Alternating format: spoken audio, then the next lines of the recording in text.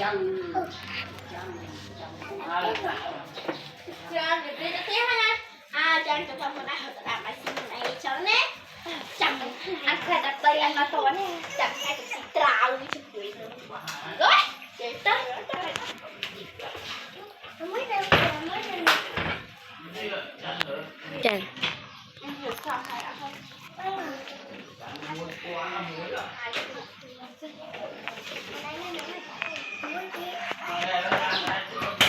Ê! Anh! Thôi hồi khỏe ngủ à. Trò chạy biết ai cái đấy nè à? Melissa.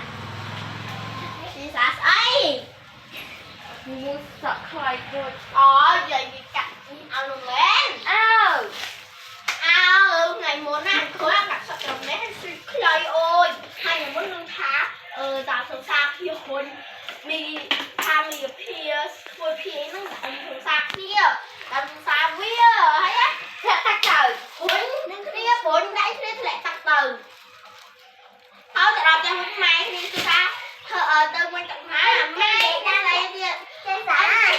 Cái xã cái gì đâu. Anh là cái gì quá. Anh gì đâu nên giờ. Mình nhảy nhá. Cái gì đó. Nhảy chết đây đấy. Lên. Mày tại cặp chạy đằng. Chào đặng cho mấy. Ngoái tao gì cho mày vậy? Ngoái tao gì cho mày vậy? Ngoài anh làm sắp trớ cho học sinh y vậy. Thực ra thử vậy anh chị đang nhục. Ý cho học sinh y đó. Ngoài anh này nói tao hiên đặng cho y vào thế bị giặt tay cắt. Nhưng hiên tiền. Ý anh chị đang nhục. Vậy tao nói ngoài anh vừa sexy. Tôi thấy con kia rồi tao ấy biết bắn cái gì trớ ấy. Mơ mặt ý á tao. Ý ai hiện tên gì tao nhưng ai khởi em tao bị bay vào cái này vậy. Tiếp nào. Hiện ra ai phong này.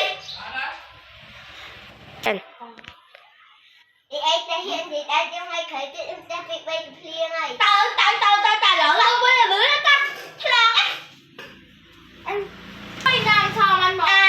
Nó xanh mũi thắp cái áo ca nâng rộp nâng mòn. Mình nâng một nét của anh đi đây. Anh hỏi vô hỏi tập lại.